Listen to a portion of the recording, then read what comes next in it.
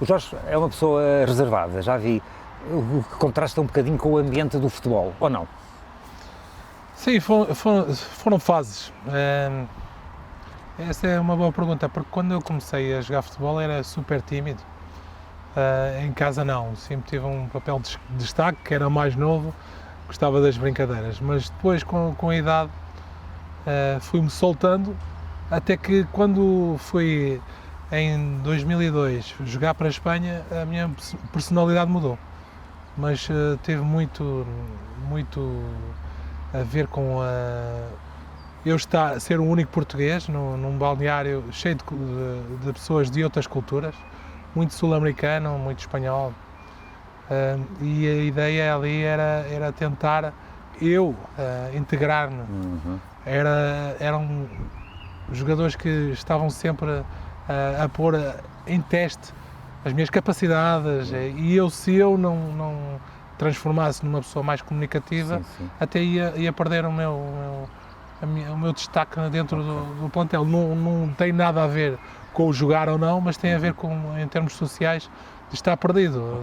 Okay. Então quer dizer, havia assim um Jorge fora do campo e um Jorge dentro do campo. Como é que é? Como é que essa timidez depois no campo se transforma? Sim, em casa é descansar, okay. Mais tímido, mais calado, e passou a ser ao contrário. Okay. Em casa mais rabugento e fora mais comunicativo, mais participativo, é o que depois reflete em todo o jogo da equipa. Era uma equipa com muitos líderes, muita gente já com muita experiência, alguns já tinham sido campeões do mundo pelas seleções, como o Mauro Silva pela seleção do Brasil, outros depois tornaram-se campeões pelas suas seleções, mas naquela altura era uma altura de afirmação. Já com 24 anos já conseguia me posicionar de uma forma diferente e foi essencial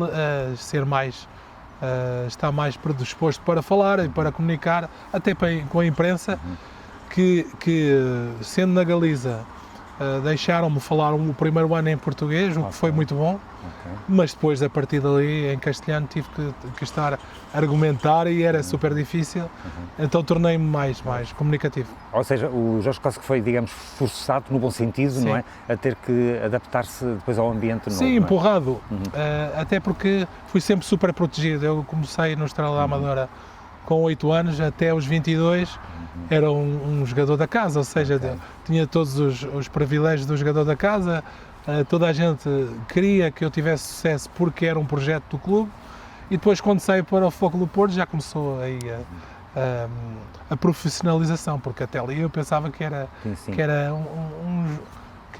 como ir jogar ao meu bairro. Era para mim tudo super leve, muito favorável, toda a gente a querer ajudar.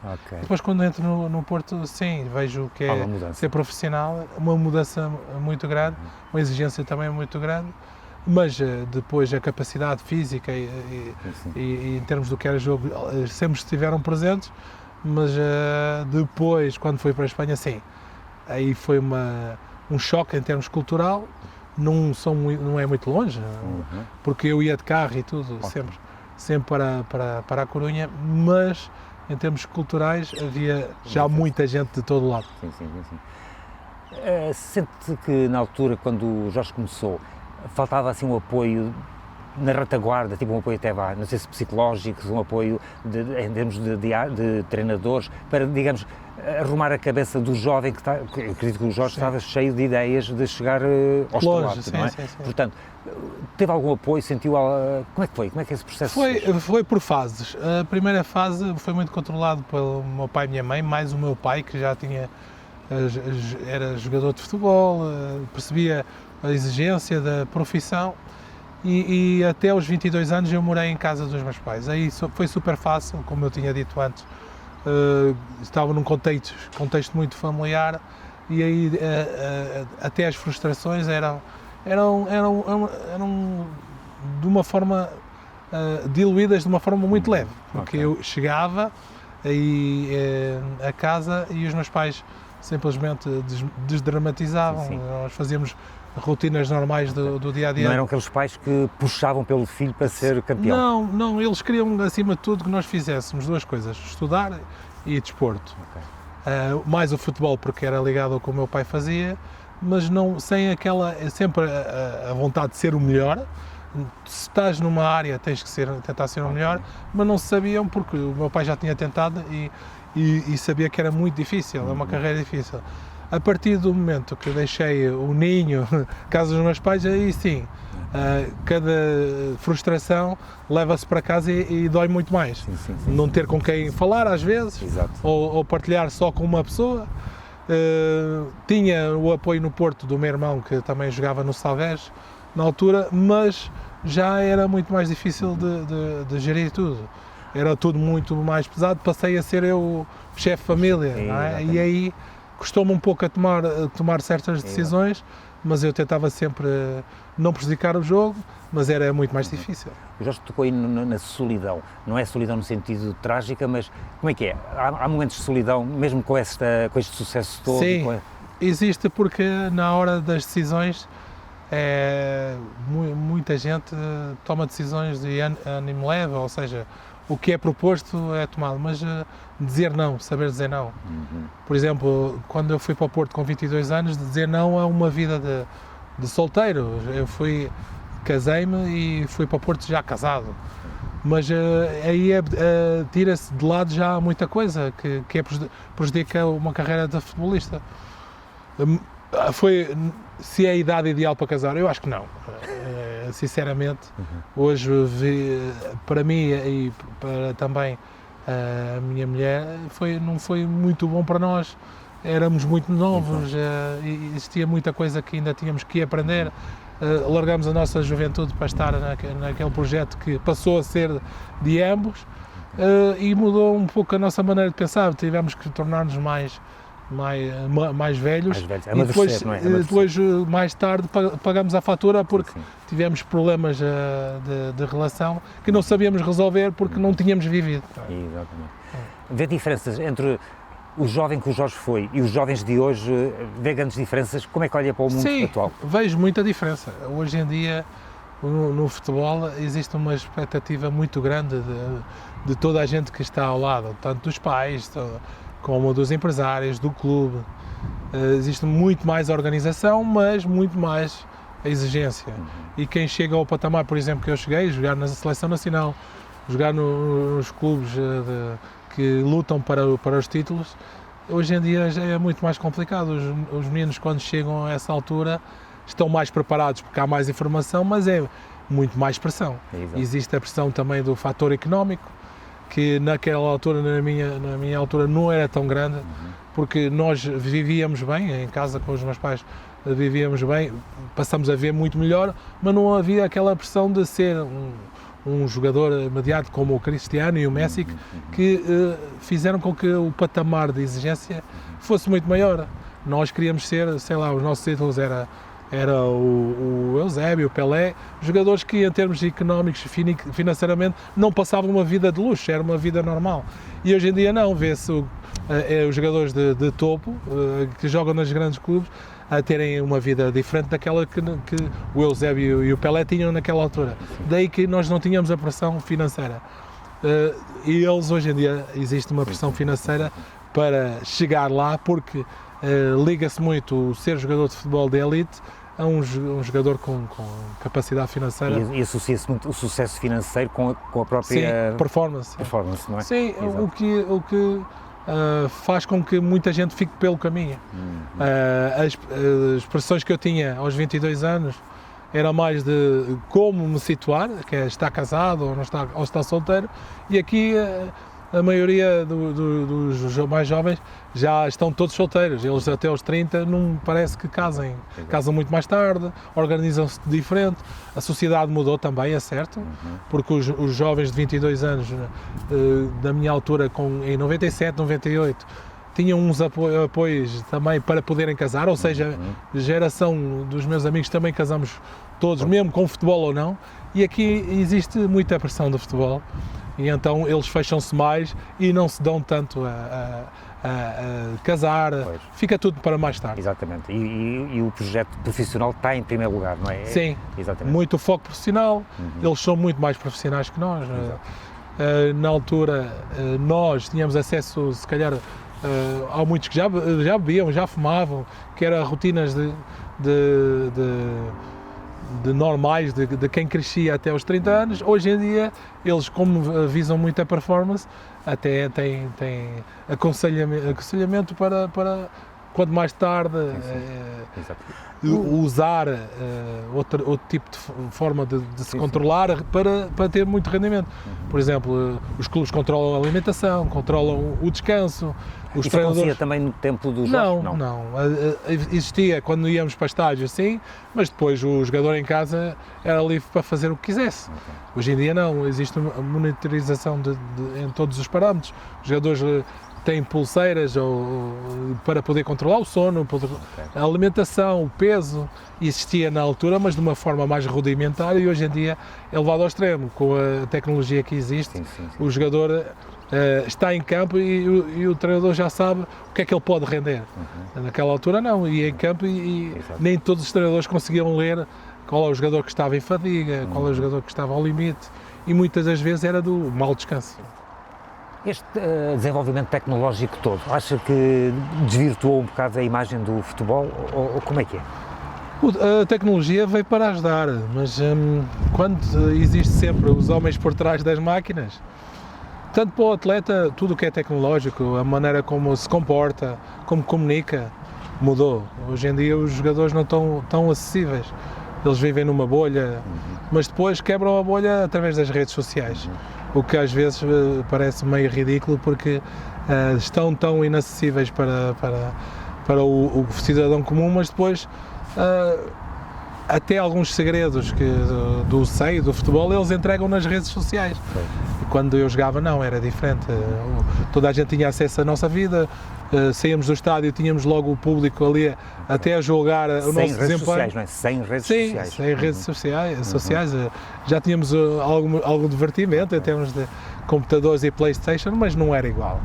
E aqui tudo o que é informação é bom para o jogo, o jogador sabe muito mais o seu desempenho, sabe o que pode melhorar, os treinadores também controlam muito o treino e o jogo, mas depois quando tem o homem por trás, é sempre o homem que decide, as arbitragens, a forma como condiciona o jogo, a forma como se vê o jogo, tornou-se um jogo diferente em termos do que sabemos do adversário. Nós íamos muitas das vezes para um jogo sem conhecer o adversário, quando era competições europeias. Hoje em dia isso é impensável. Não é? Os do Campeonato Nacional, já de tanto jogar contra os atletas contrários, sim, sabíamos de todos. Mas quando era competições europeias, existiram treinadores que vieram mudar isso, como o José Mourinho, que já vinha com uma visão de conhecimento do jogo ao pormenor, mas a tecnologia veio ajudar, porque esse acesso é quase a toda a gente. E daí que seja mais equilibrado, mesmo com muito poucas ferramentas, é mais equilibrado porque toda a gente tem acesso à informação, mesmo não tendo tanta tecnologia como o adversário. O Jorge apanhou toda aquela geração dourada, não é? Sim. Os grandes nomes, Figo, Ronaldo e outros por aí. Como é que é? Quando é que se situa no meio deles todos, ou como é que se sentia no meio deles todos? A minha geração havia a percepção da importância que eles também tinham? Sim. A minha geração era a geração de servidores, éramos servidores da geração de ouro. Nós abdicámos de sermos nós os protagonistas para estar dentro de um grupo tão bom. Fernando Couto era o capitão, depois tinha o Figo, o Vitor Bahia, o João Pinto, muita gente com caráter, com um caráter muito forte e que vinham de grandes êxitos em termos de formação.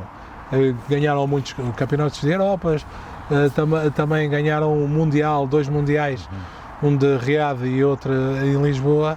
E eles tiveram acesso logo à seleção principal, muito jovens. Eles já tinham um grupo formado e nós tínhamos para entrar, que tínhamos que praticamente fazer tudo para agradar os craques. Ou seja, dentro de campo, batalhar por eles, cortar as bolas para ele e entregar, porque eles eram os grandes craques. Era fácil jogar com eles, porque na minha função então como médio centro ou como defesa era roubar a bola e dar a bola a um Figo ou um Rui Costa. Era super simples, um João Pinto, era muito simples, mas abdicámos muito de ser os protagonistas naquela fase para podermos estar no grupo. Depois sim, quando começaram a surgir a geração mais nova, Cristiano Ronaldo, Quaresma, Hugo Vianas, muita gente jovem.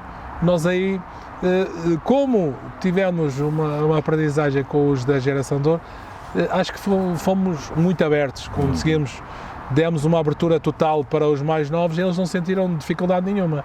Ao ponto de hoje, se calhar, não reconhecerem isso, porque foi tão fácil a transição deles que eles voaram naturalmente.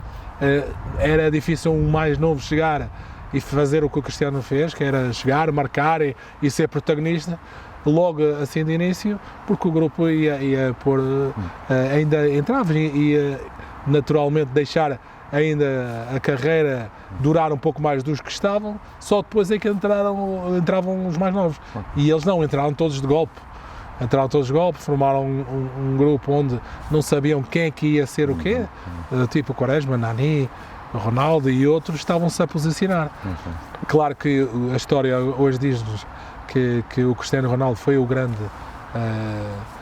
craque desta geração, mas no ponto de partida o Quaresma até partiu antes, não é? E havia jogadores que tinham também essa capacidade, daí que era difícil saber quem que ia dar, tínhamos que dar armas para todos para poderem ter sucesso e acho que a Federação nisso portou-se muito bem com eles, porque deu-lhes condições para poder trabalhar, tanto na formação como na equipa principal. E hoje em dia a Federação cresceu tanto que já temos as instalações próprias, faz toda a diferença para os mais novos poderem pôr o seu talento à disposição da Federação. Eu, ouvindo o Jorge, tenho vontade de perguntar, o Jorge é melhor comentador ou foi melhor jogador? Sim, lá está, foi a transformação que eu tive. Eu era um fraco comunicador. Dentro de campo, sim, era um líder em termos da minha posição, conseguia orientar muito bem os meus colegas, aprendi também com os jogadores que são sempre mais velhos na minha posição. Eu tenho uma carreira muito longa, os centrais, até aos 40 anos, daí que nós apanhamos sempre os líderes, os cérebros da equipa. Tinha o Fernando Couto, o Jorge Costa, muitos jogadores na minha posição que eram uma posição pesada, de líder. Daí que eu já era um líder, mas não era um comunicador tão fluente como estes. A comunicação veio depois. Como é que chegou já agora? Foi a comunicação que chega ao... Sim, porque eu era treinador na formação, comecei como treinador dos miúdos e depois treinador adjunto. E como não tinha um lugar de destaque como treinador principal, apareceu a comunicação e fazia a comunicação em termos de tudo o que é a RTP, em termos de comentários desportivos, e aí começou. Foi super simples, mesmo quando era jogador já tinha feito um ou outro programa com o Daniel Oliveira para a cobertura do Mundial, mas o meu papel não era um papel de destaque, porque estava só a aprender. Quando terminei a carreira, foi uma das ferramentas para poder ocupar um vazio gigante que deixa o ser jogador de futebol. Porque é realmente o que eu gostava, era jogar futebol. E essa é uma boa deixa, porque eu sinto que o Jorge fala do desporto até com uma certa nostalgia boa, sim, é uma nostalgia boa. Sim. Como é que é? Como é que se lida com esta saudade de um tempo? Sim, lida-se, como eu tenho dores, sempre faço desporto, ainda bem que não jogo, porque ia-me aleijar, mas tudo o que era a disponibilidade física que tinha, isso tenho saudades, fazer as coisas sem esforço, sentia-me imbatível, não é? Em termos do que era como atleta. A passagem para o outro lado e fazer outras coisas é muito difícil. Porquê? Porque fazer uma coisa com facilidade e depois começar a fazer outra coisa onde os outros são melhores, é começar sempre do zero. Sim. Começar do zero não é tão fácil, as pessoas não dão tantas oportunidades. Exato. E aí sim, tudo o que fizemos na carreira ajuda, mas não faz de mim um grande comunicador, não faz de mim um grande treinador, não faz de mim um grande, sei lá, ou dirigente, se quisesse ser. É aprender todos os dias e tentar reinventar dentro das minhas características. Olhando para o futebol atualmente e para essas escolas de jovens atletas, tudo isso, O Jorge vê que há lugar para todos. O que é preciso fazer para que os jovens sintam que podem concretizar os seus sonhos? Sim, hoje está doce. Hoje o único problema é como há tanta coisa, não ser especialista em nada. E aqui, quem for especialista ganha. E eu sinto isso. Quem for especialista, se calhar na análise. E como é que se chega lá? Há alguma estratégia? Que estratégias é que pode dar aos jovens? Eu acho que é experimentar um pouco tudo. Passar pela formação, e quem quer ser jogador de futebol, claro que o jogo, e aí é mais fácil direcionar, mas depois de ser jogador de futebol, já existe carreiras paralelas. Há quem não seja jogador de futebol e esteja no jogo, como treinador, e aí há muitos que é o scouting, vão buscar todas as promessas, ver quem são os jogadores potenciais para os clubes, a análise do jogo, o treino propriamente em si, a preparação física, a liderança de grupos. Depois há os delegados, há os diretores, há team managers, as pessoas que organizam tudo, relações públicas. Ou seja, o futebol tornou-se numa empresa, o que faz com que toda a gente da sociedade pode caber dentro de uma empresa que é o futebol. E aí tornou-se super divertido para quem... Então, se gostar de futebol, ainda melhor. Não é? Exato. Ainda melhor. Está muito doce, como eu estava a dizer, porque qualquer um que seja rigoroso vai certamente ter espaço numa empresa como o futebol. Ok, então se houver uma atitude, eu vou dizer profissional, no sentido, um objetivo claro e talvez com um bom apoio também, uma boa orientação, seja da família, seja da própria equipa, tudo isso. Não é preciso ter jogado ou ter sido treinador para poder participar numa empresa que é o futebol.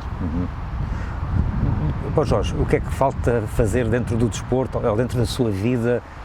O que é que há aí mais aí em termos de planos? Não, eu acho que eu gosto muito do dirigismo, gosto.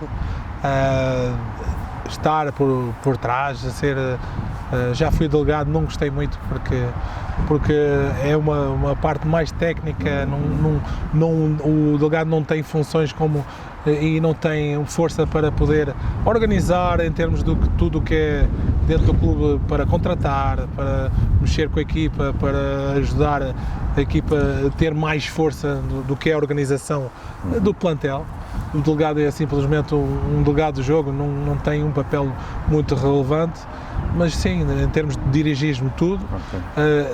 Treinador, se for de clube, não gostava mais, gosto mais do âmbito de seleção, que é uma direção em que engloba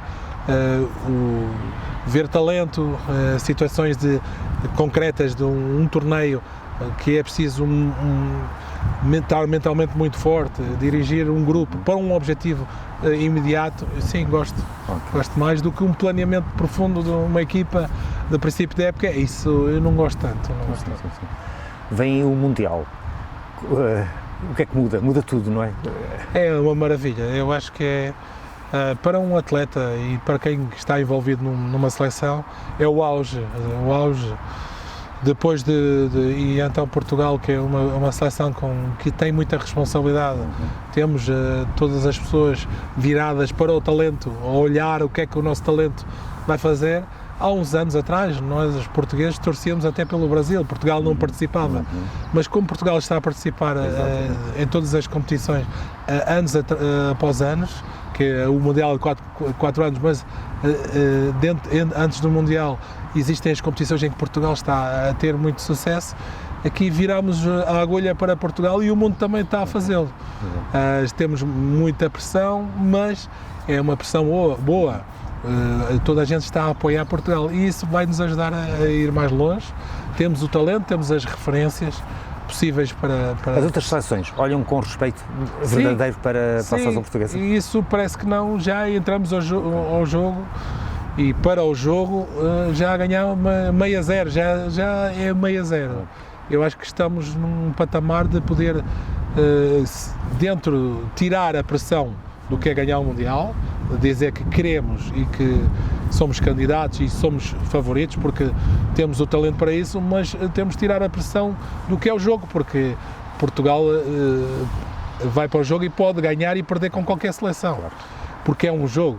A bola é redonda, significa o mundo, pode ir para todo lado, não é? Exatamente. Uma bola pode ir para todo lado e pode entrar tanto na nossa baliza como na do outro, mas penso que Portugal, nesse aspecto, a orientação que está é uma orientação correta para podermos chegar longe, e acho que entrando nos 4 primeiros, Portugal vai ter ali um apoio mais do que o normal para poder ser campeão. Jorge, só uma curiosidade, quando estão no início de um jogo e toca o hino nacional, o que é que passa na cabeça de um jogador quando está a ouvir o hino? É a diferença entre jogar com os clubes e jogar com a seleção. Com os clubes, o máximo que podemos ouvir de um estímulo como um hino é o Liga dos Campeões, que é a música mais significativa em termos de clubes.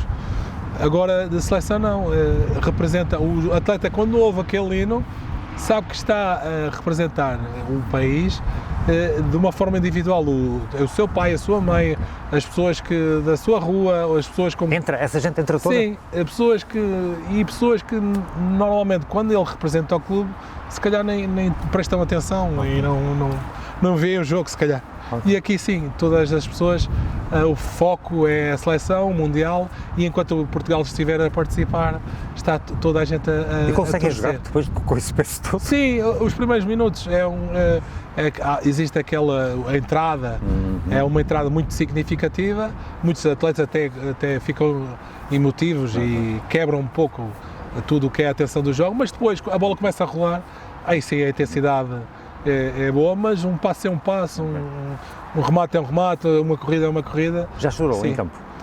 Sim, eu chorei, mas pela emoção do jogo ou por situação, mas não por estar nervoso, não. Chorei quando foi expulso, quando era mais novo, chorei por outras coisas, mas de profissional já não se chora tanto.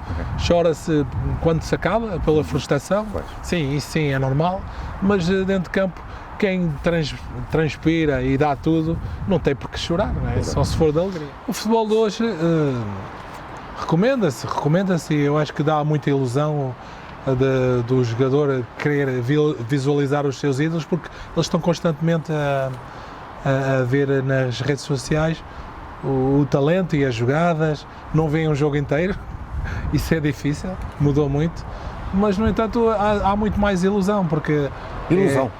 Ilusão, porque conseguem visualizar aquilo que podem ser. No nosso tempo não, para ver um jogo de futebol era mais difícil, para ver uma jogada era difícil, nós aprendíamos uns com os outros, era diferente a dinâmica, mas sim, só um jogo mais bonito, um jogo até não tão físico, embora eles sejam os atletas, até corram mais que quando eu jogava. Hoje os jogadores são super atletas, mas não há tanto confronto, há mais jogo, sim, recomenda-se. E os jovens hoje, ouvem os conselhos dos mais velhos ou são mais individualistas?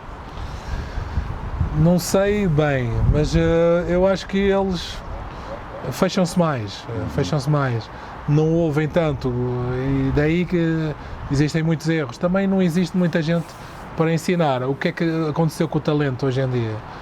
O talento surge porque faz bem as coisas, não porque errou e corrigiu. Existe mais isso, porquê? Porque o jogador, se não serve, vai embora e pronto, vai-se buscar outro. As equipas também mudam muito mais, temos plantéis, antigamente o mesmo plantel podia jogar 5 anos, 6 anos, alguns inclusivamente 10, hoje não. Hoje um plantel, se durar 2 anos, é muito tempo, está sempre a rodar. E também a nossa sociedade, vemos os nossos filhos, se não está bem com o clube muda para outra, se não está o amor à camisola, essa ideia já não existe? Sim, a ideia do clube já se transformou. Não temos jogadores que possam fazer uma carreira toda no mesmo clube, é super difícil. Daí que tem que se reformular, mas toda a gente sabe quais são os clubes mais significativos, mas com esta rotação há mais gente que possa chegar. O desporto é o espelho da sua alma. O que é que vê nele? Vejo nele concretização de sonhos. Foi assim que eu vi o futebol, foi assim que mudou a minha vida e espero que aos mais jovens também o desporto, eu não estou a dizer o futebol, no meu caso foi futebol, mas o que falta aqui no nosso país é falta de ser diverso, não só futebol, outro tipo de desportos terem mais destaque. Acho que é uma falha muito grave aqui em Portugal, mas que a ilusão nunca se tira do atleta. E muita gente começa a fazer desporto depois, com 40, 30, 40 anos, porque veem que é um modo de vida. E acho que não só a ilusão de ser alguém no desporto, mas um modo de vida para uma vida mais saudável. Para terminar, Jorge, o que é talento? Talento é explorar coisas que nunca fez e à primeira saber fazer. Se eu não tivesse a possibilidade de jogar futebol, nunca sabia se tinha talento ou não. Se calhar podia ter talento noutra área, mas como nunca experimentei, não sei. Talento e as pessoas que conseguem experimentar mais coisas podem ter vários talentos, ou nenhum, mas chegam mais perto do seu verdadeiro gosto e do seu verdadeiro talento. Obrigado, Jorge. Obrigado, eu.